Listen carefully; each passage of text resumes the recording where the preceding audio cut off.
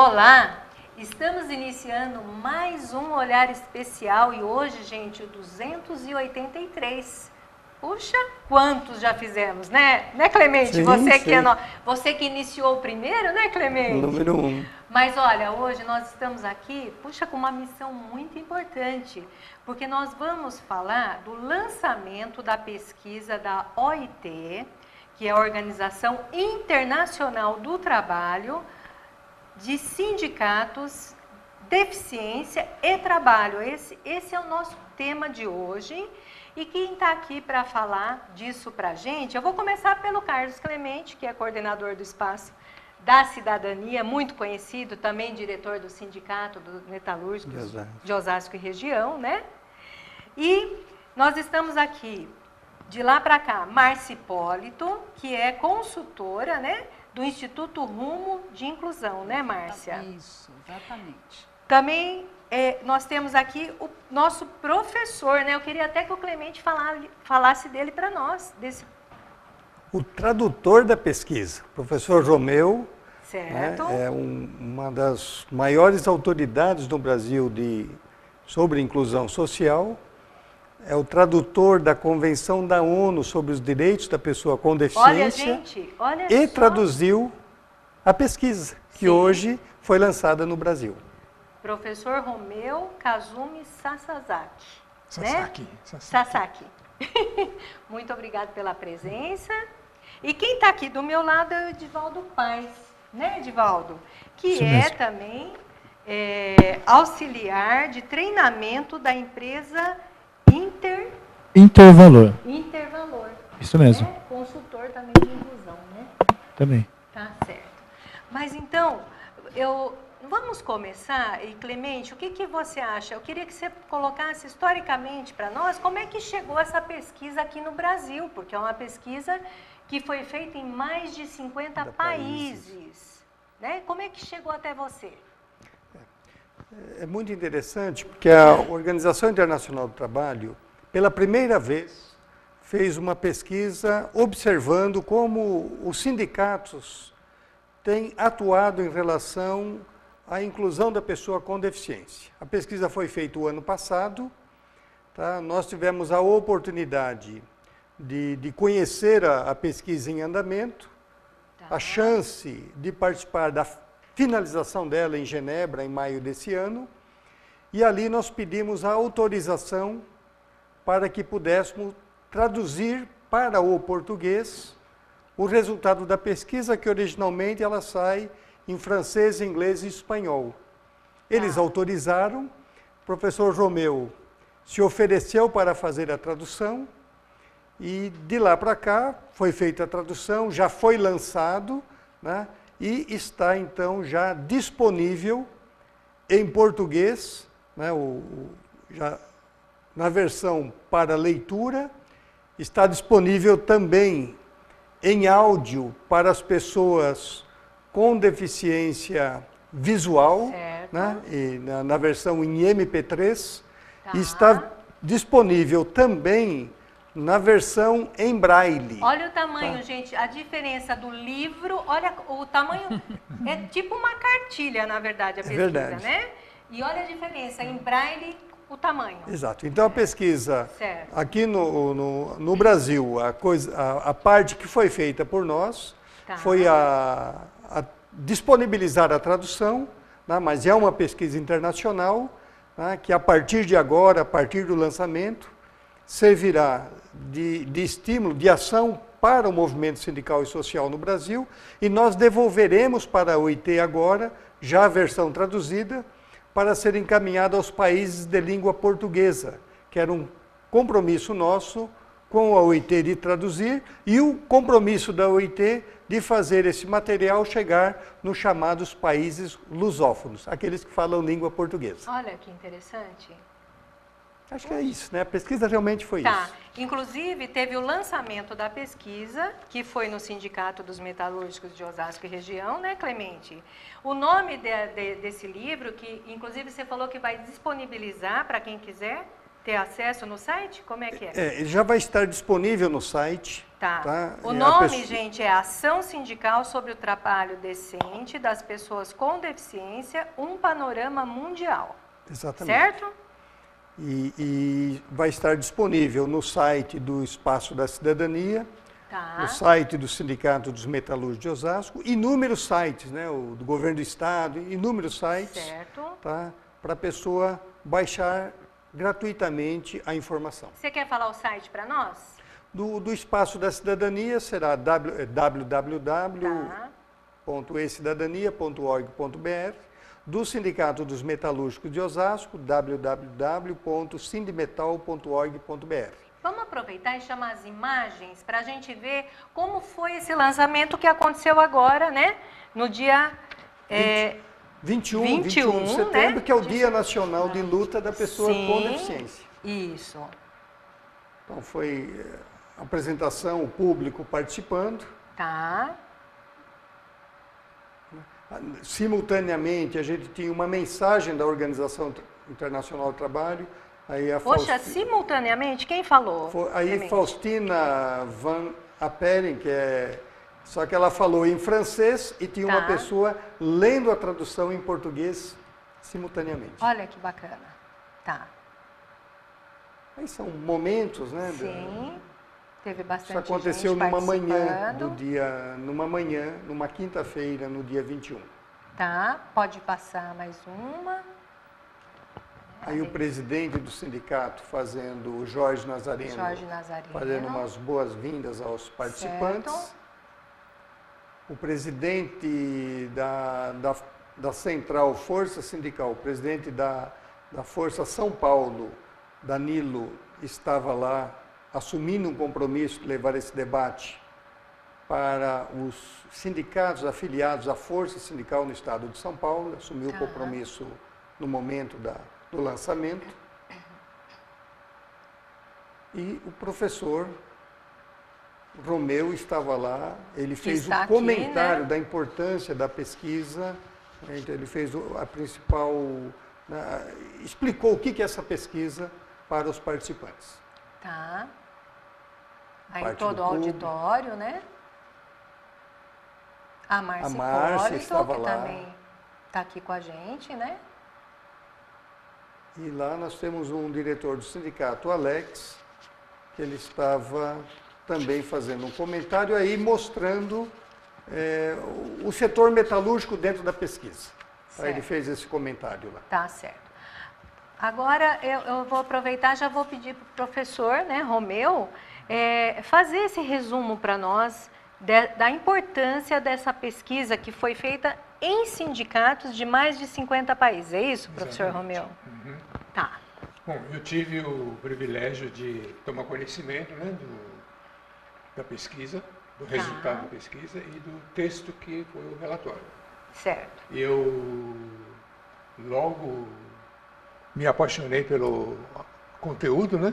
Porque era um conteúdo muito rico em informações, em conceitos e também muito rico em exemplos concretos, práticos, né? Do que estava acontecendo em mais de 50 países no mundo inteiro.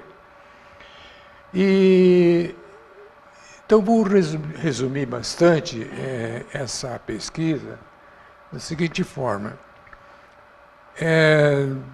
Desses mais de 50 países, houve respostas de 3, que eu separei, né, eu classifiquei em 3 tipos de sindicatos em relação ao tema, em relação à pesquisa em si.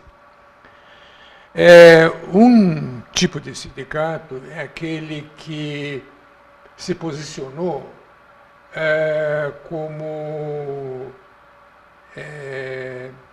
vamos dizer assim, afastando-se do tema, colocando-se fora do tema, né? Dizendo em poucas palavras que o sindicato não tinha nada a ver com o assunto de deficiência, por exemplo, né? Tá. E que não estavam engajados porque eles alegavam assuntos de maior premência, maior prioridade, né? Onde a questão da deficiência não era prioridade nenhuma. E eu detectei também um segundo tipo de sindicato, esses sim, sindicatos que estavam se engajando, estavam começando a fazer alguma coisa, alguma ação prática em relação ao tema da pesquisa. Só que esse segundo tipo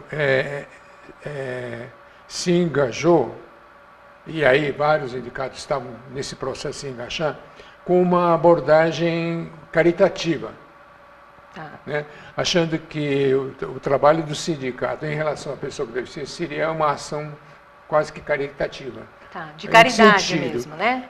Vamos então criar no sindicato um serviço para essas pessoas, para ajudar essas pessoas, para elas terem uma assistência social, alguma coisa, através de serviços, programas e até objetos, coisas concretas, para essas pessoas, achando que com isso estavam já ajudando participando, né, com ações, o que não é uma forma equivocada. E vou voltar a esse segundo tipo daqui a pouco. E o terceiro tipo é formado por sindicatos que se engajaram com uma abordagem inclusiva, ou seja, com a abordagem correta, com a abordagem que a gente espera que os sindicatos adotem. Então, nós temos esses três tipos, né? Estão em andamento e tal. Voltando àquele segundo tipo, e também ao primeiro, o que me chamou muita atenção no relatório, que é esse livro, é a honestidade com que esses três tipos foram apresentados para o leitor. Uma abordagem muito honesta, né? Dizer a verdade, exatamente é isso que está acontecendo. Né? Então, esses três tipos de sindicatos se manifestaram dessas três maneiras. Né? Então, eu gostei muito dessa honestidade, porque isso é que nos ajuda muito. E com o seguinte acréscimo, que aqueles sindicatos que acharam que não tem nada a ver com o assunto, vão receber essa pesquisa, esse livro, e vão descobrir que, primeiro, qualquer sindicato, todo sindicato tem tudo a ver com o tema. Porque nós não estamos falando de sindicato contra pessoa com deficiência. Não, esse não é o assunto. Sim. Nós estamos falando de trabalhador com deficiência que quer ser inserido nos sindicatos. Ou que estava trabalhando e teve um acidente, alguma coisa assim. Isso, e continua exato. trabalhando. Nós temos esses dois tipos de trabalhadores, que ainda não estão trabalhando, não foram aceitos, e aqueles que já tinham sido aceitos e que por acidente de trabalho ou doença ocupacional se afastaram e agora precisariam retornar ao trabalho. Certo. E aí encontra então problema diante desses três tipos de sindicato. Entendi. Então, é muito importante que esses sindicatos que nada tem a ver, acho que nada tem a ver, vão aprender que sim, tem tudo a ver. E esse livro traz, através daquele sindicato, aquele terceiro tipo que já está fazendo a coisa certa, e aí o livro traz vários exemplos reais. Esses sindicatos do primeiro tipo vão dizer, nossa, nós podemos fazer essas coisas. Né? Nós não sabíamos que era assim. Nós não sabíamos, nós achamos que não tinha nada a ver com a deficiência em si. Realmente o sindicato não trabalha a deficiência. Né? Mas o sindicato tem a ver com o trabalhador que tem essa deficiência. E que quer trabalhar. Isso. E aquele sindicato do segundo tipo, que estava com a abordagem, digamos, equivocada, né? Mas pelo menos estão engajados, pelo menos eles querem participar, querem fazer alguma coisa, o livro vai ajudar muito, porque eles vão perceber que a abordagem deles estava equivocada. Né? E que nós podemos facilmente adotar a abordagem correta, que é a abordagem inclusiva. E os sindicatos que já estão fazendo a coisa certa vão se sentir agradecidos, vão se sentir reconhecidos de que eles estavam fazendo a coisa certa. Né? Que a pesquisa mostrou que eles estavam fazendo realmente a coisa certa. Estamos no caminho certo. Então, o livro serve para todo mundo. para todos os sindicatos, sem dúvida alguma. E também Certo. serve para outros atores individuais, outros atores intervenientes, como, por exemplo, os governos, as empresas propriamente ditas. A política pública, né, que nós As políticas precisamos. públicas, os Então, profissionais da área, as sim. famílias das pessoas É. e principalmente a própria pessoa com deficiência. Então, nós vamos fazer um intervalinho. Voltamos já já, não saiam daí, que o professor vai continuar discorrendo sobre esse lançamento da pesquisa, tá bom?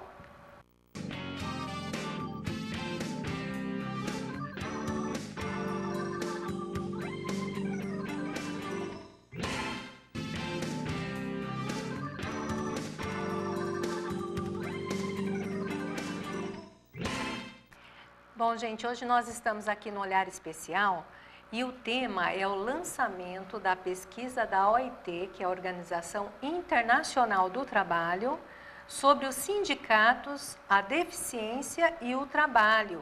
E quem está falando aqui para a gente, que foi o tradutor dessa pesquisa internacional, é o professor Romeu Sasaki, né? Professor, o senhor estava dizendo, por favor, continue. Tá certo. Deixa eu dar alguns exemplos que estão no livro. Sim. Por exemplo, o que é equivocado, né? Ah, Por exemplo, alguns sindicatos, querendo participar, estão até sugerindo formar sindicatos só com trabalhadores com deficiência. Quer dizer, ao mesmo tempo, é uma boa intenção, mas ao mesmo tempo é uma coisa um retrocesso. que vai contra a proposta da Da inclusão. inclusão. Né? Quer dizer, um sindicato formado só com trabalhadores com deficiência é um sindicato que está se segregando. Ele está se afastando dos sindicatos comuns. Sim. Mesmo com a desculpa de que, pelo menos, eles estão querendo fazer alguma coisa. E os Sim. sindicatos não querem se envolver. Sim. Mas isso não é motivo para nós continuarmos a adotar práticas segregativas, né? Tá. Que é o caso de um sindicato só de trabalhadores com deficiência. Né? Tá. Outra coisa que o livro traz, que se descobriu na pesquisa, é que ainda em vários países, o Brasil já passou por isso, já superou essa fase, Que bom. que é a seguinte, ainda estão praticando oficinas protegidas de trabalho, Como é isso? que é uma invenção do tempo da integração, quando as empresas não queriam contratar pessoas com deficiência, algumas entidades formaram oficinas protegidas de trabalho para que as pessoas com deficiência que foram recusadas, que não conseguiram emprego no mercado de trabalho, vão trabalhar nessas oficinas protegidas de trabalho, que não são empresas. Elas são organizações não governamentais, não assinam carteira, não pagam salário, pagam um valor abaixo do salário mínimo e sem registro. Né? E fazem trabalhos repetitivos, bastante cansativos, rotineiros, que aborrecem muito, né, por causa da repetição, né, de certos movimentos para fazer o trabalho. Então, o Brasil já teve oficinas protegidas de trabalho e hoje acabou isso. Mas alguns países apareceram e que se apresentaram como uma opção, ainda hoje em pleno século XXI, se apresentando como opção para arrumar trabalho, não emprego, trabalho para pessoa com deficiência. Aí eu faço a diferença entre o que é um trabalho e o que é um emprego. Né? Emprego tem uma relação empregatícia. E as oficinas protegidas de trabalho não têm essa relação empregatícia, né? Como eu já expliquei. Bom, outra coisa interessante é que, falando em negociação coletiva, né, nós temos acordos tripartites, e que a pesquisa mostrou que já existe e é um alerta para que não existam mais acordos cujas cláusulas sejam verdadeiras barreiras para a contratação de pessoas com deficiência. Quando algumas cláusulas já especificamente citam condições que rejeitariam pessoas com deficiência. Olha. Quando descreve a função, tem a descrição da função, para fazer tal ocupação, tal função, precisa fazer isso, isso, isso, isso. Se a própria cláusula já está determinando que se não tiver isso, não entra, é uma cláusula segregativa, discriminatória. Né? Então nós precisamos tomar muito cuidado com essas cláusulas que são embutidas e que muitas vezes ali naquele afã de aprovar uma negociação coletiva, deixa passar em brancas nuvens certas cláusulas. Que algumas empresas mal intencionadas podem querer essas cláusulas. Dizer, olha, está aqui na cláusula, que eu não sou obrigado a contratar alguém que não preencha essas condições. Né? E nós sabemos que hoje nós temos outros critérios para poder dizer se uma pessoa pode ou não pode trabalhar em determinadas funções. Hoje nós temos critérios inclusivos, que os sindicatos, que as empresas desconhecem ainda. Então precisam tomar muito cuidado com isso. E, finalmente, o livro traz muitos exemplos de práticas concretas que realmente conduzem ao trabalho decente, não apenas qualquer trabalho, mas o trabalho decente, segundo os critérios da OIT. Né? Então, eu recomendo altamente que isso seja levado em conta quando a gente precisa divulgar bastante esse livro, essa pesquisa, no país inteiro, inclusive no Brasil inteiro, que é um país enorme. Nós precisamos fazer chegar isso ao Brasil inteiro. Né? Então, essa é a nossa motivação aqui nessa entrevista. Bom, gente, para quem não sabe, né, o professor Romeu Sasaki, além de professor universitário de várias faculdades, né, trabalha como consultor de inclusão há 57 anos, né? É uma autoridade, né? Mas, então, que autoridade. E que autoridade. Mas então eu vou pedir, Edivaldo Paes, você que também trabalha nessa área, né? Na empresa Intervalor, né? Eu queria que você falasse a importância, você como pessoa com deficiência, né, visual, né? A importância dessa pesquisa, de tudo isso que nós estamos falando aqui.